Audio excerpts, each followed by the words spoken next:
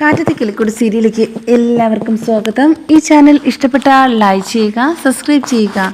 ഹരീഷ് നീതുവിനെ വിളിച്ച് പറയുന്നുണ്ട്, ഇനി കുറച്ച് ദിവസത്തേക്ക് ഞങ്ങൾ വീട്ടിൽ കാണില്ല, ഞാൻ ചിലപ്പോൾ വിളിച്ചില്ല എങ്കിൽ വിഷമം തോന്നരുത് എന്നൊക്കെ പറയുന്നുണ്ട്.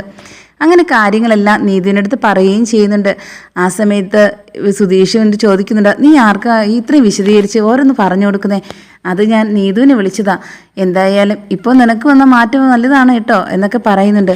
ഇത് കേട്ടത് ഹരീഷ് പറയുക, ഇനിയാണെങ്കിൽ നിങ്ങളുടെ ജീവിതത്തിലുണ്ടായ മാറ്റം ഞങ്ങൾക്കറിയാമല്ലോ, പിന്നെ എന്നെ വെച്ച് കളിയാക്കിയെന്ന് വേണ്ട നിങ്ങൾ എന്നൊക്കെ പറയുന്നുണ്ട്.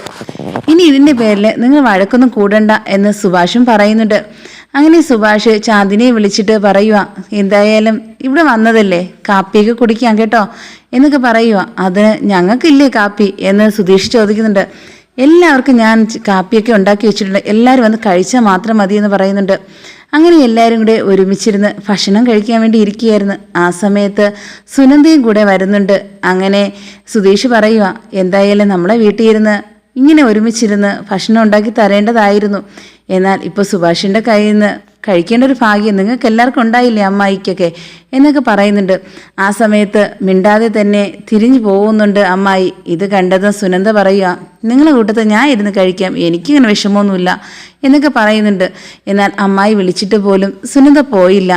അങ്ങനെ ചാന്ദിനി പറയുക, എന്താ അവർ തമ്മിൽ ഇങ്ങനെ പിണക്കത്തിൻ്റെ കാര്യം എന്നൊക്കെ ചോദിക്കുന്നുണ്ട്. അങ്ങനെ ചാന്ദിനി അടുത്ത് പറയുന്നുണ്ട്, വീട്ടിലെ വസ്തുതർക്കത്തെക്കുറിച്ചും അതുപോലെ തന്നെ നമ്മുടെ വീട്ടിലെ എങ്ങനെ ഇല്ലാതാക്കാമെന്ന് നോക്കുന്ന ഒരു സ്ത്രീയാണ് അതുകൊണ്ട് അവരുടെ അടുത്ത് അധികം മിണ്ടണ്ട എന്നൊക്കെ നികേഷ് പറഞ്ഞു കൊടുക്കുന്നുണ്ട്.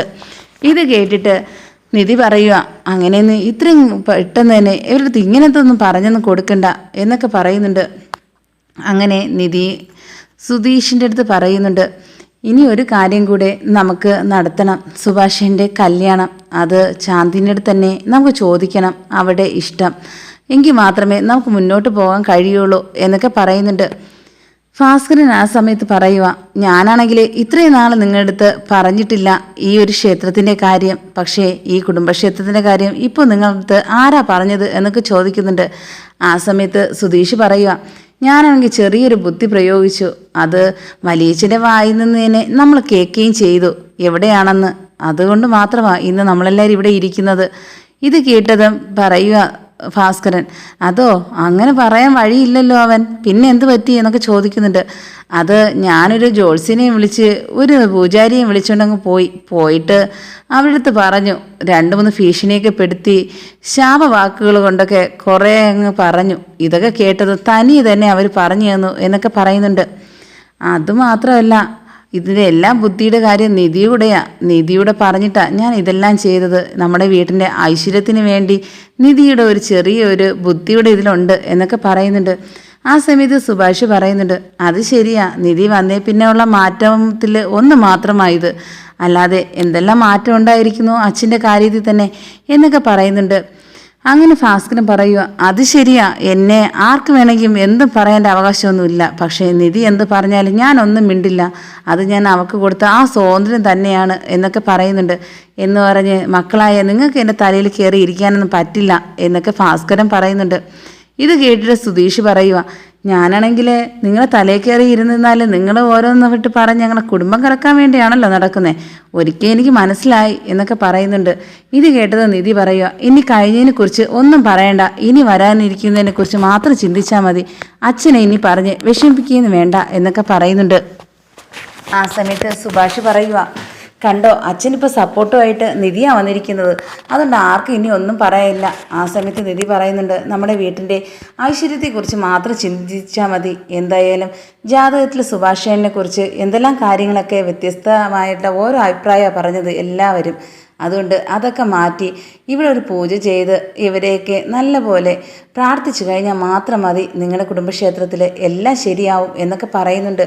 ഇത് കേട്ടത് സുഭാഷ് പറയുക, നിങ്ങളെ വിശ്വാസം പോലെ തന്നെ നടക്കട്ടെ, എന്തായാലും ഇവിടെ ഇത്രയും കാലം ഞങ്ങൾക്ക് വരാൻ സഹായിച്ചില്ല, ഇപ്പോൾ വന്നത് തന്നെ ഏറ്റവും വലിയൊരു അനുഗ്രഹമായിട്ട് നമുക്ക് കരുതാം എന്നൊക്കെ പറയുന്നുണ്ട്.